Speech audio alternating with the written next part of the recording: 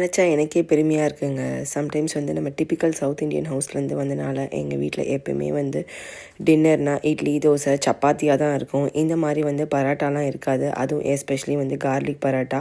சரி வாங்க எப்படி பண்ணுறதுன்னு பார்க்கலாம். ஃபஸ்ட்டு வந்து ஒரு பவுலில் வந்துட்டு 2 கப் ஆஃப் கோதுமை மாவு எடுத்திருக்கேன். கொஞ்சம் உப்பு, கொஞ்சம் ஆயில் அண்ட் தேவையான வார்ம் வாட்டர் ஊற்றி வந்து நல்லா வந்து இந்த மாதிரி டோ வந்து சாஃப்டாக பிசைஞ்சு எடுத்துக்கோங்க. கடைசியாக வந்து நெய் போட்டு ஒரு 30 மினிட்ஸ் ரெஸ்ட் பண்ண விடுங்க.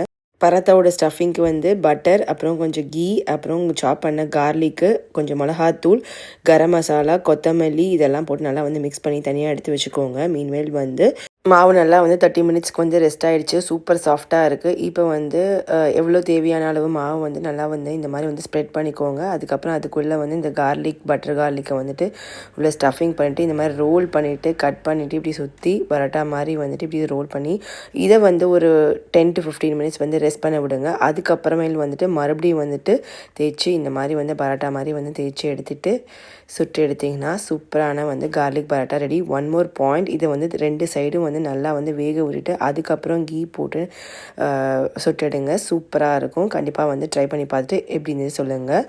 தேங்க்யூ, பாய்.